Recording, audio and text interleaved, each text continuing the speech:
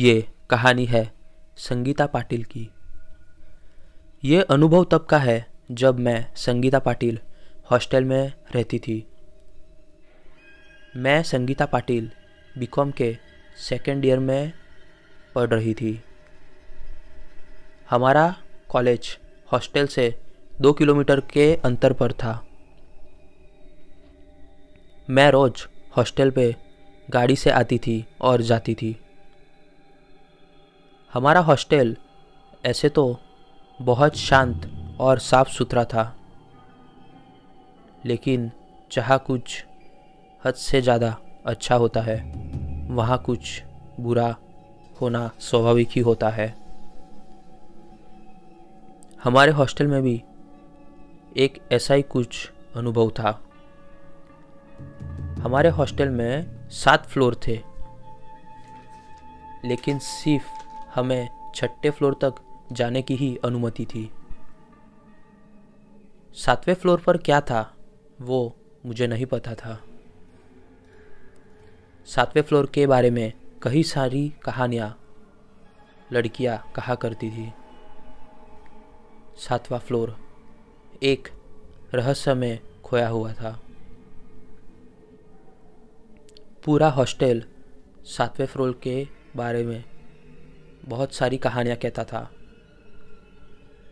कुछ लड़कियाँ यह भी कहती थी कि 7वें फ्लोर पर भूतों का वास है और वहाँ बहुत सी आत्माएं हैं। और मैंने ये भी सुना था कि 7वें फ्लोर पे रात को 1 से 3 बजे के बीच में सारी लाइटें और रूम की लाइटें शुरू हो जाती है। लेकिन बात तो यह है कि 7वें फ्लोर का कनेक्शन कई सालों से बंद है, फिर वहाँ पे लाइटें कैसे शुरू होती है, ये भी एक बहुत बड़ा रहस्य है। लड़कियाँ ये भी कहती है कि वहाँ से तरह तरह की आवाज़ें आती है, लेकिन बात तो यह है कि सच में 7वें फ्लोर पर क्या है वह अभी तक किसी को नहीं मालूम। लेकिन मुझे पहले से ही पैरानॉर्मल एक्टिविटी में इंटरेस्ट है और मुझे सच जानना है कि 7वें फ्लोर पे सच में क्या है। मैं हर रोज़ कई सारी डरावनी बातें 7वें फ्लोर के बारे में लड़कियों से सुनती थी और इसके कारण मुझमें 7वें फ्लोर पर जाने की उत्सुकता बहुत बड़ी रहती थी।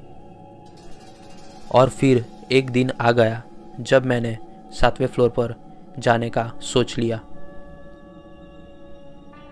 मेरा प्लानिंग यह था कि जब मेरी सारी रूममेट्स रात को सो जाएगी तब मैं अकेली रूम से बाहर निकल के 7वें फ्लोर पर जाऊंगी। मैंने जैसा सोचा था वैसा ही हुआ। मेरी रूममेट्स सब सो गई। फिर मैं अकेले रूम से बाहर निकली।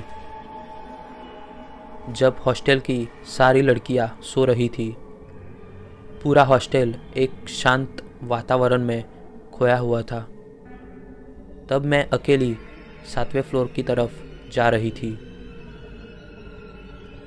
और थोड़ी ही देर में मैं 7वें फ्लोर पर पहुंच गई।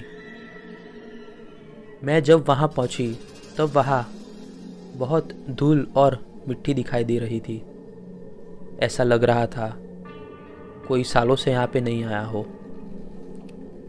और सच कहूँ तो मैंने जो सुना था वो सब झूठ था। मैं 1:15 को आई थी। ऊपर की सारी लाइटें बंद थी। मैं अपनी मोबाइल की फ्लैश लाइट चालू रख के ऊपर आई थी। मैं मोबाइल में फ्लैश लाइट लगाकर 7वें फ्लोर का चक्कर लगा रही थी, एक राउंड मार रही थी और वहाँ के सारे कमरे देख रही थी। वैसे तो मुझे वहाँ पर कुछ अजीब सा नहीं दिखाई दिया, इसलिए मैं नीचे अपने कमरे में जाने के लिए वापस सीढ़ियों के पास जाने लगी। और मैं बस सीढ़ियों के पास जा ही रही थी, तब मैंने जो देखा वो मैं आज तक नहीं भूल सकी।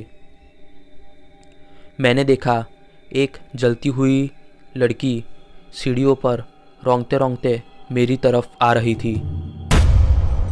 वह लड़की बहुत विचित्र दिख रही थी। उसके पाँव पूरी तरह से टूटे हुए थे। उसका शरीर पूरी तरह से जल रहा था।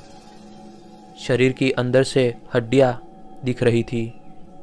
उसकी आंखें थी ही नहीं, अंदर के काले गड्ढे दिख रहे थे।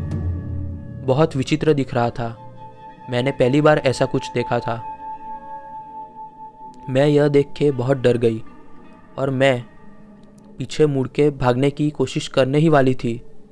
और मैं पीछे मुड़ी तो मैंने पीछे देखा 7वें फ्लोर की सारी लड़कियां की आत्माएं वहाँ पर खड़ी थी और वो आग में जल रही थी। उनका पूरा शरीर जल रहा था। बहुत भयानक दिख रहा था और उनके मुंह में से सिर्फ एक ही शब्द निकल रहा था, हमें मुक्ति चाहिए, हमें मुक्ति चाहिए, हमें मुक्ति चाहिए। बस यही उनके मुंह में से निकल रहा था। एक ही आवाज़ आ रहा था। ये सब देख के मैं बहुत डर गई। मुझे चक्कर आने लगे और मैं वही बेहोश हो गई। जब मैं सवेरे उठी तो मैंने अपने आप को बिस्तर पे पाया। मैंने देखा मैं हॉस्पिटल में एक बेड पे एडमिट हूँ। आंखें खुल के देखा तो मेरे सामने मेरी रेक्टर खड़ी थी। मैंने रेक्टर को पूछा मैं यहाँ कैसे आई। रेक्टर ने कहा तुम 7वें फ्लोर के स्टेप्स पे पड़ी हुई थी।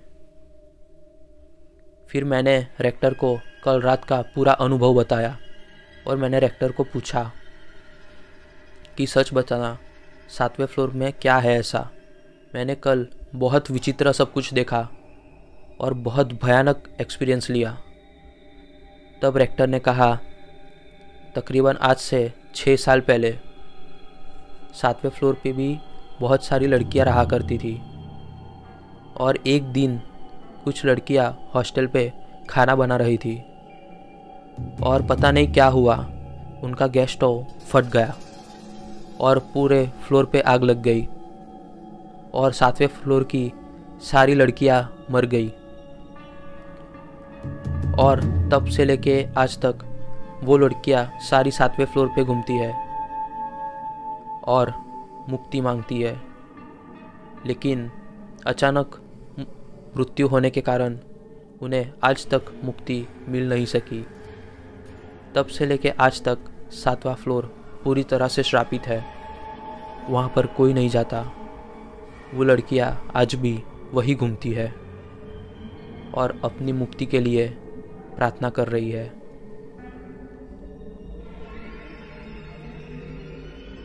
आपको ये कहानी कैसी लगी आप हमें कमेंट सेक्शन में ज़रूर बताएं। अगर आपके पास भी ऐसी कोई कहानी हो तो आप हमें kpstoryteller@gmail.com पे भेज सकते हैं। आप हमें इंस्टाग्राम के मीडियम से भी कांटेक्ट कर सकते हैं। और अगर आप पहली बार हमारे चैनल पे आए हैं तो हमारे चैनल को लाइक, शेयर एंड सब्सक्राइब ज़रूर करें।